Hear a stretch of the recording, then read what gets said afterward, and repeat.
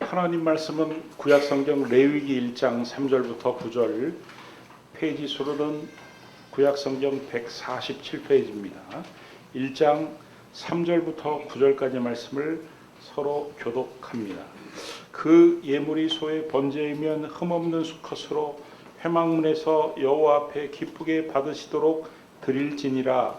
그는 번제물의 머리에 안수할지니 그를 위하여 기쁘게 받으시니 되어 그를 위하여 속죄가 될 것이다.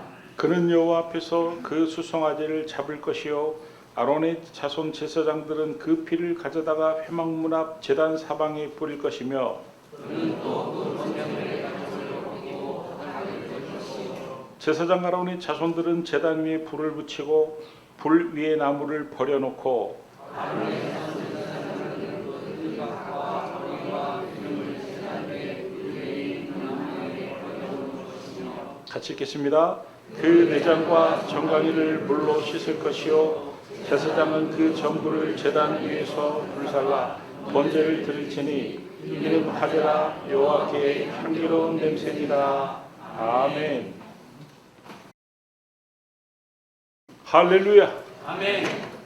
우리 옆 사람과 한번 인사하기 원합니다. 이 더위에 고생이 많으십니다. 오늘 참 잘 오셨습니다. 우리의 성경을 읽다 보면은 은혜가 되는 성경들이 있습니다. 개인적으로 어떤 분은 창세기의 은혜를 받고 어떤 분은 출애굽기의 은혜를 받고 마태복음, 시편, 이사야 은혜를 받는데 제가 목사로 레위기의 은혜를 받았다는 사람은 거의 못 본 것 같아요. 왜냐하면 레위기라는 성경은 그 제사법에 관한 내용을 쭉 나열한 성경이기 때문에 마치 법전을 보는 것과 같은, 아니 그 옛날에 우리 그 저기 뭐야 그 뭐죠? 전화번호부죠? 뭐 공중전화 집집마다 전화번호부가 다 있었는데 그 전화번호부를 보는 것과 같은, 전화번호부 보면서 은혜 받으셨어요? 그런 분 있으면 신고해 주시기 바랍니다. 그런데 사실은 이 레위기라는 성경은요 굉장히 중요한 성경입니다. 왜냐하면 이 레위기는 원래는 이 거룩하신 하나님과 죄인인 인간은 가까이 할 수가 없고 만날 수 없는데, 이 죄인인 인간이 거룩하신 하나님을 만날 수 있는 방법이 기록이 되어 있기 때문에 이 죄인인 인간이 어떻게 하면 이 죄를 없앨 수 있는지 그 방법을 기록해 놓은 성경이기 때문에 이 레위기라는 성경은 아주 중요한 성경이고, 그래서 유대인들은 성경을 가르칠 때, 자녀들에게 성경을 가르칠 때 우리는 창세기부터 가르칠 거라고 생각하는데 아닙니다. 레위기부터 가르칩니다. 이렇게 중요한 성경인 이 레위기가 무엇으로 시작되는가 이렇게 봤더니 번제로 시작합니다. 여러분, 이 번제는요 시편 51편 19절 말씀을 보면은 하나님이 기뻐하시는 제사입니다.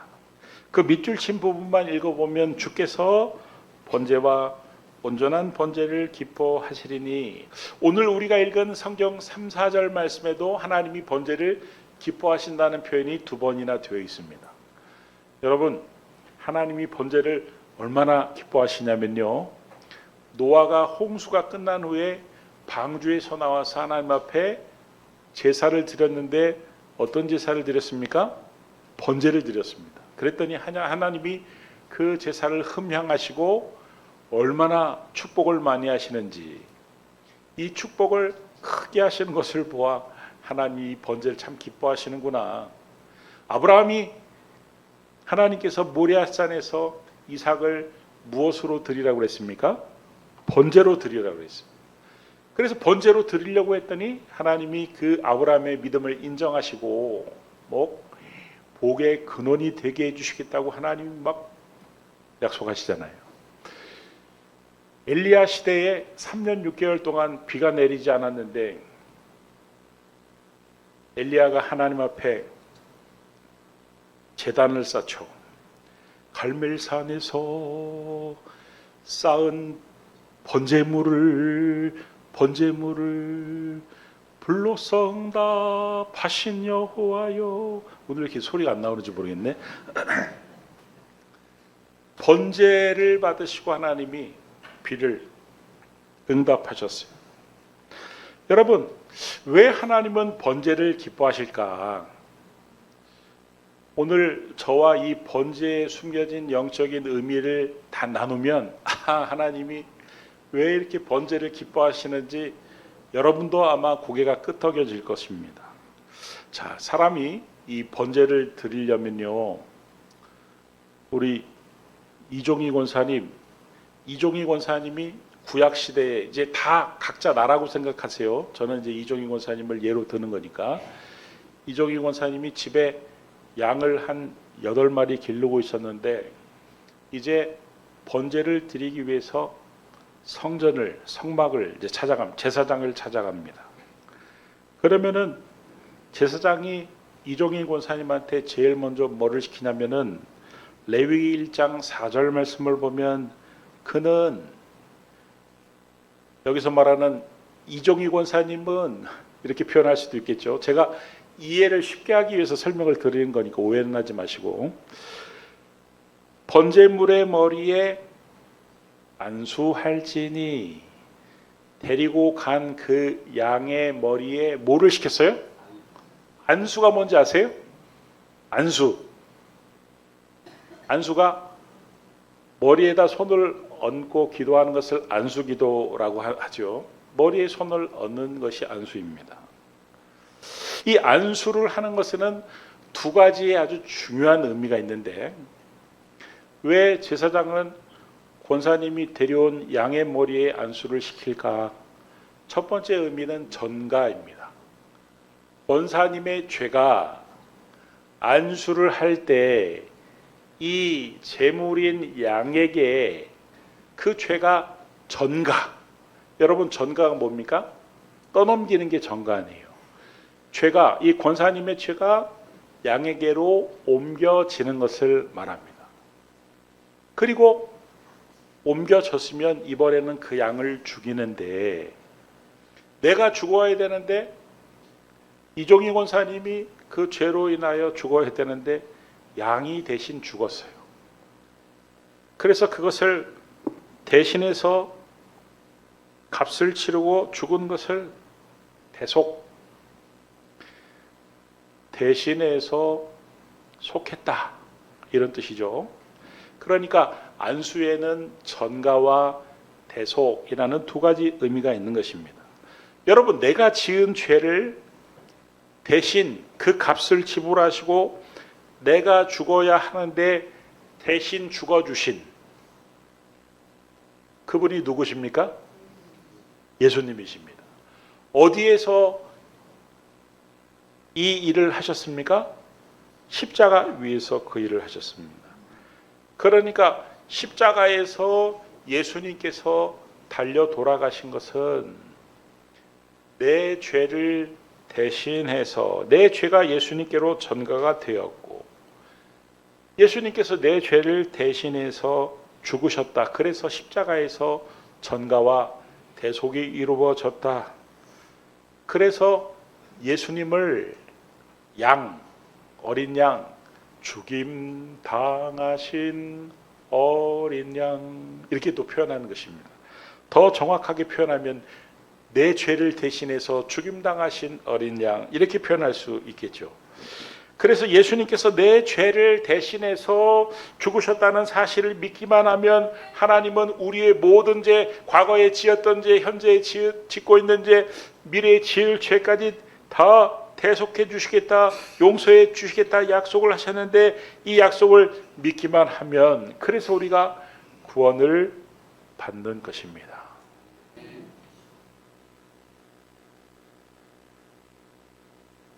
그러면은 번제의 제물로 끌고 온 그 짐승은, 양은 누가 잡았나?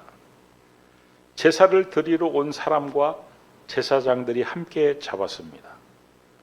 그 성막 앞에 식탁처럼 생긴 그 제단 위에 그 짐승을 옆으로 뉘고 어떤 사람은 다리를 붙잡고 어떤 사람은 몸통을 붙잡고 어떤 사람은 머리를 붙잡았어요.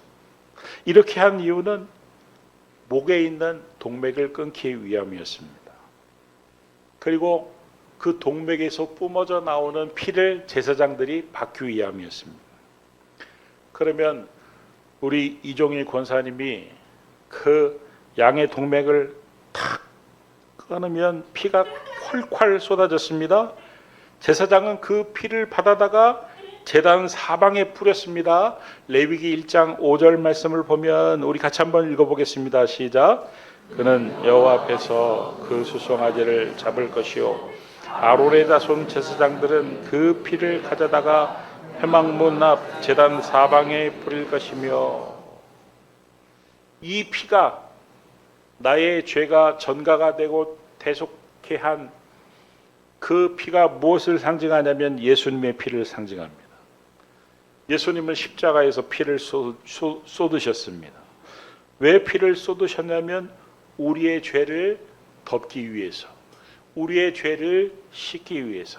여러분, 우리가 생각하는 죄와 성경에서 말하는 죄는 엄청나게 기준이 다릅니다. 성경에서 말하는 죄의 기준은 굉장히 엄격합니다. 생각만 해도 죄라는 거예요. 그래서 여러분, 하루에 3번만 죄를 지어도 걸어 다니는 천사라고 말할 수 있습니다. 그 정도로 인간은 수없이 끊임없이 죄를 짓는 존재들입니다. 그러면 여러분 생각해 보십시오. 하루에 3번만 지어도 천사인데 하루에 3번 죄를 지으면은 1년이면은 최소 1000번입니다. 10년이면은 10,000번입니다. 70년이면은 7만 번입니다. 여러분이 지은 모든 죄가 다 기록이 되어 있습니다. 그리고 그 기록 옆에는 이런 죄 때문에 심판을 받을 것이다, 심판의 예언까지 다 적혀 있습니다. 그것도 너무나도 뚜렷하고 선명한 붉은 글씨로 적혀 있습니다. 그런데 그 붉게 뚜렷하게 적힌 내 죄에 관한 기록 위에 예수님의 그 붉은 보혈이 쏟아졌습니다. 예수님의 보혈이 그 붉게 적혀 있는 내 죄를 덮어가지고 심판의 글씨가 읽을 수가 없게 돼 사라져 버렸어요. 여러분, 지금 제사장이 그 피를 뿌리는 것이 바로 예수님의 피를 뿌리는 것을 상징합니다. 그 피가 내 죄를 가리는 것을 상징합니다.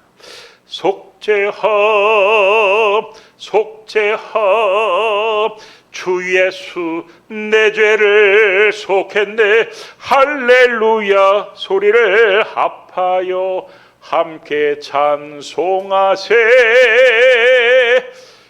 그 피로 속죄함 얻었네. 그래서 그 피로 인하여 우리의 죄가 가려졌다.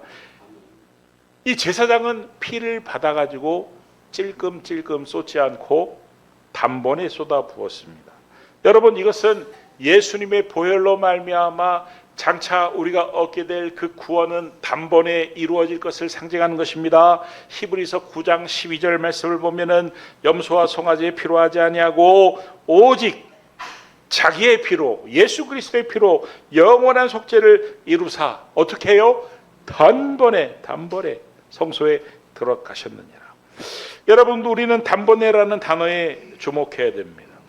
제사장은 피를 단번에 뿌렸습니다. 주님은 단번에 우리의 속죄를 이루셨습니다. 구원은 우물쭈물 어쩌다가 스리슬쩍 이렇게 이루어지는 것이 아니라 우리가 예수를 믿는다고 마음으로 믿고 입으로 시인하면 단번에 이루어지는 줄 믿으시기 바랍니다. 아멘. 자, 이제 이종희 권사님이 양을 끌고 왔어요. 양을 누가 죽여야 됩니까? 레위기 1장 5절 말씀을 보니까 그는 여호와 앞에서 그 수송아지를 잡을 것이요 제사를 드리러는 당사자가 죽였습니다. 여러분, 이 양은요 누구를 상징하냐면 나를 상징합니다. 내 죄를 전가받은, 내 죄를 대신해서 죽은 나를 상징하는 거예요. 그러니까 내가 그 양을 죽이는 것은 내가 나를 죽이는 것을 상징합니다. 내가 하나님이 기뻐하시는 온전한 번제물이 되기 위해서는 예수 믿기 전에 나의 옛사람이 죽어야 합니다. 그렇지 않으면 하나님이 기뻐하시는 제물이 될 수가 없습니다. 여러분, 예수를 믿으면서도 내 생각대로 내 마음대로 살고 있습니까? 영을 따라 육을 살지 못하고 육을 따라 살고 있습니까? 내가 예수를 믿었는데도 여전히 혈기를 부리고 있습니까? 다른 게 아닙니다. 내 안에 아직 옛사람이 완전히 죽지 않았기 때문입니다. 여러분, 우리 안에 있는 이 옛사람은요, 우리가 잠시라도 방심을 하면은 다시 살아나와서 튀어나옵니다. 방탕한 나의 옛 모습이 관리하지 않으면 튀어나옵니다. 그래서 여러분, 우리가 왜 자꾸 말씀을 들어야 됩니까? 말씀이 어떤 역할을 하기 때문에 하나님의 말씀을 자꾸 들어야 한다는 것입니까? 히브리서 12장 4절 말씀을 보면 하나님의 말씀은 좌우의 어떤 날성검보다 예리하다고 되어 있습니다. 아까 우리 장로님이 기도한 것처럼 우리의 심령을 쪼갭니다. 우리의 골수를 쪼갭니다. 여러분, 이 말이 무슨 말입니까? 내가 하나님의 말씀을 들으면 하나님의 말씀이 검이 되어서 내 생각을 죽인다는 것입니다. 옛사람이 살아나지 못하도록 내 생각을 죽이고 내 뜻을 죽인다는 것입니다. 하나님의 말씀을 날마다 경청하심으로 나의 옛사람이 날마다 죽어가길 주의 이름으로 축원합니다. 마지막으로 재물을 태우기 전에 각을 떴습니다. 여러분, 각 뜬다는 게 뭔지 아세요? 강용자 집사님, 각 뜬다는 게 뭔지 아세요? 갑자기 이름이 불려지니까 깜짝 놀라셨죠? 여러분, 혹시 생닭 사다가 닭볶음탕 해보셨어요? 닭볶음탕. 나 일부 예배 때는 닭도리탕이라고 그랬다가 정정했습니다. 닭볶음탕 하려면 생닭 사다가 닭볶음탕 하려면 어떻게 해야 돼요? 닭을 조각조각, 그걸 도리지라고 그러나? 그래서 닭도리탕이라고 그러나? 아무튼 뭐 조각조각 내죠.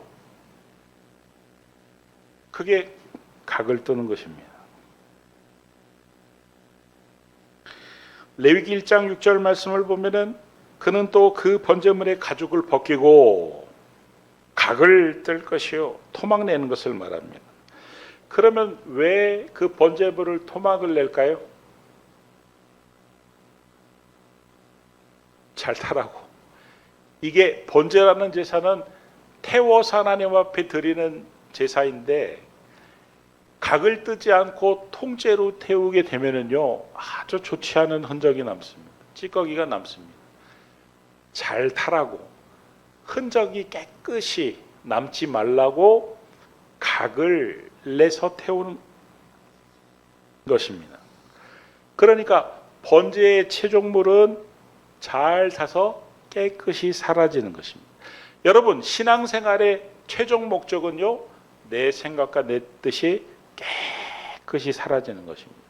여러분, 내 생각과 내 뜻이 깨끗이 사라져야 성령이 충만하고 복된 것처럼 내 뜻이 사라지고 하나님의 뜻이 남아야 내 삶이 복된 것이고, 내 생각이 사라지고 하나님의 뜻만 남아야 복된 것입니다.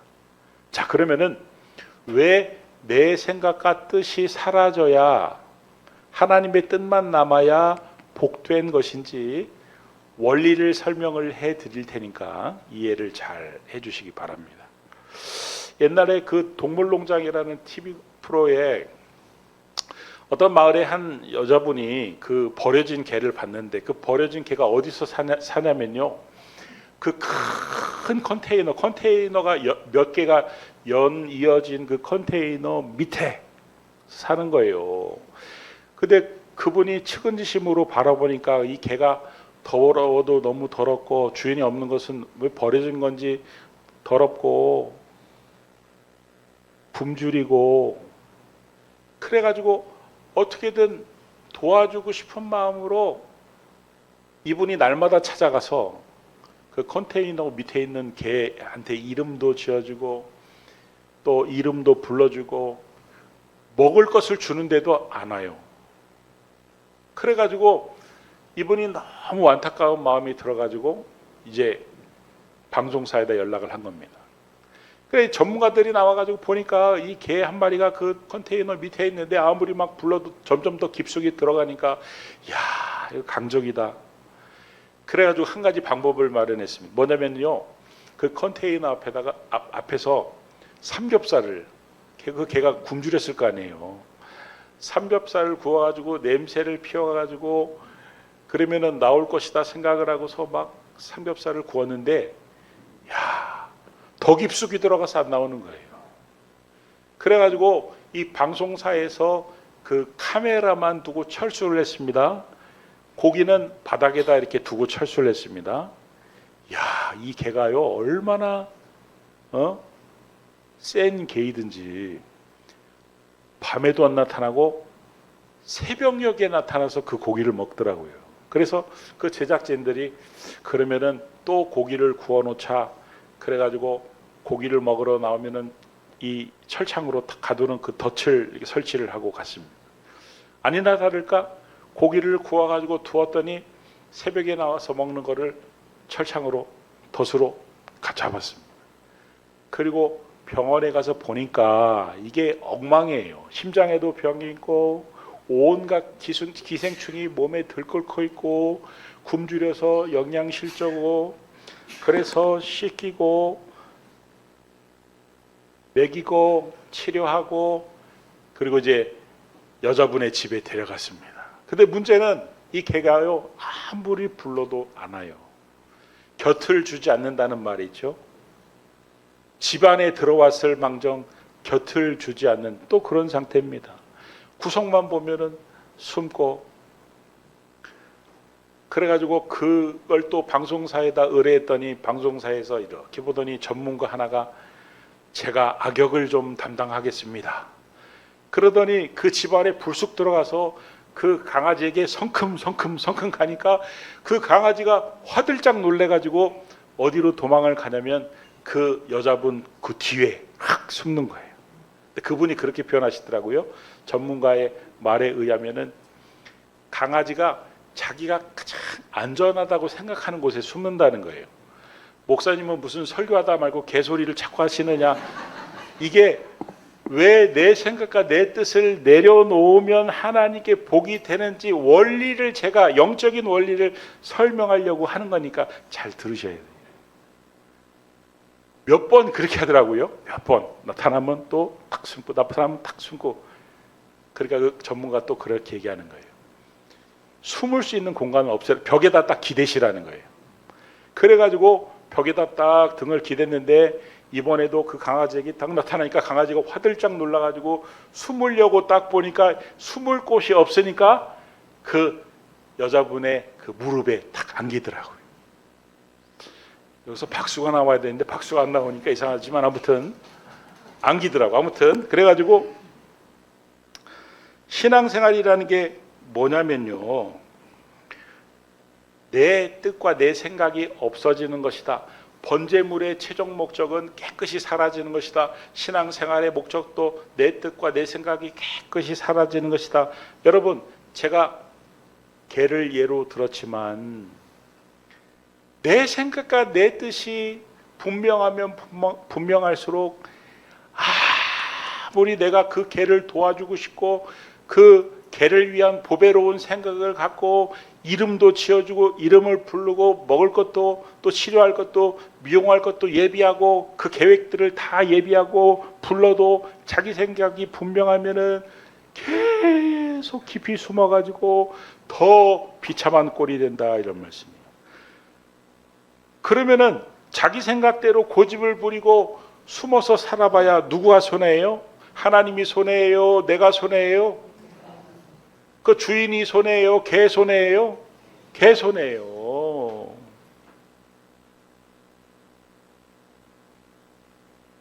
그러면 자기의 생각을 내려놓고 주인에게 가야죠. 그래야 복이 시작이 되죠.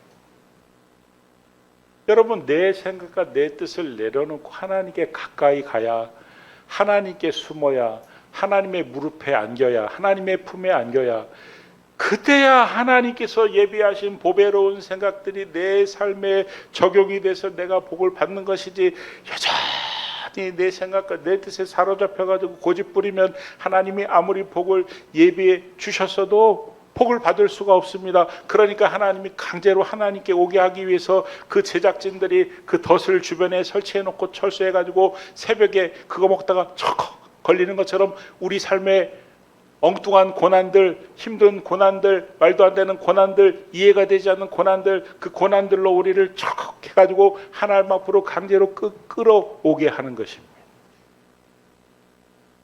여러분, 이제 왜 내가 내 생각과 내 뜻을 내려놓는 게 중요한지 아시겠죠? 왜 하나님이 이 번제라는 제사를 기뻐하시는지 그 영적인 의미를 들으니까 고개가 끄덕여지며 이해가 되시죠? 여러분, 우리는 우리의 신앙의 현재 위치를 한번 점검해 봐야 됩니다. 내 생각과 내 뜻에만 사로잡혀가지고 하나님이 나한테 뭘 원하시는지, 하나님의 뜻이 과연 어디에 있는지는 전혀 귀를 막고 점점 더 저 컨테이너 밑으로 기어 들어가고 숨어 들어가고 있지는 않은지, 그렇게 내 생각과 내 뜻대로 그렇게 내 맘대로 살다가 도저히 안 되니까 하나님이 이제는 덫을 설치해가지고 철커덩 고난을 주셔가지고 강제로 하나님 앞에 끌려오면서 살고 있지는 않은지. 여러분, 그 고난은요, 여러분이 미워가지고 여러분을 망하게 하려고 하나님이 주신 게 아닙니다. 하나님은요, 여러분을 사랑하십니다. 얼마나 사랑하시냐면 자기 아들을 아끼지 않고 십자가에 내어줄 정도로 하나님은 여러분을 사랑하십니다. 여러분이 잘 되기를 바라십니다. 내 아들을 죽기까지 내어 바꾼 우리가 잘 되기를 하나님은 당연히 바라십니다. 그런데 여전히 내 생각에 사로잡혀가지고 저 컨테이너 밑에 가지고 비참한 신세로 살고 있으니까 하나님이 끌어내 주신 것은요, 우리가 잘 되게 하기 위함입니다. 이제 우리가 할 것은요, 하나님께로 가까이 가는 것입니다. 내 생각과 내 뜻을 내려놓고 하나님께 가까이, 하나님 품에 안기는 것입니다.